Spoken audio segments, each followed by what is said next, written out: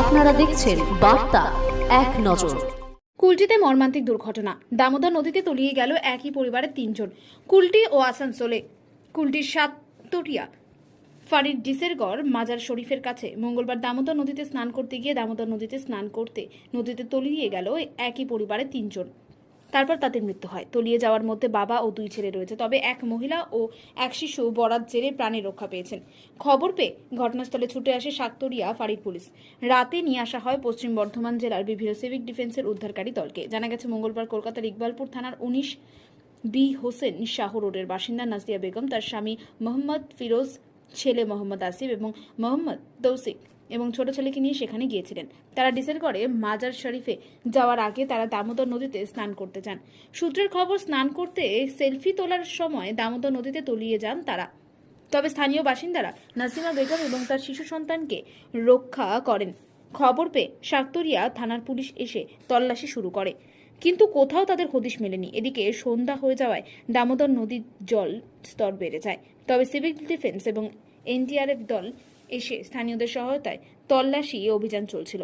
রাতে একজনের দেহ উদ্ধার করা হয়েছে বলে পুলিশ সূত্রে জানা গেছে।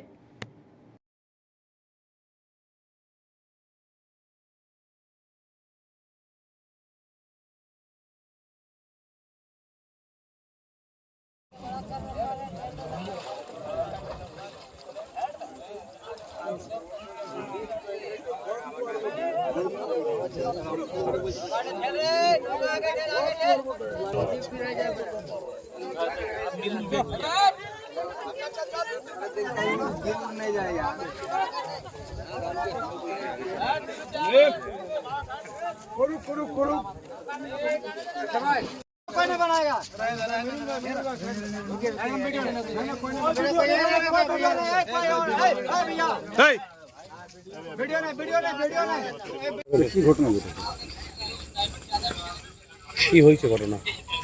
এনারা কলকাতা থেকে এসেছিল এই বাবার দরবারে।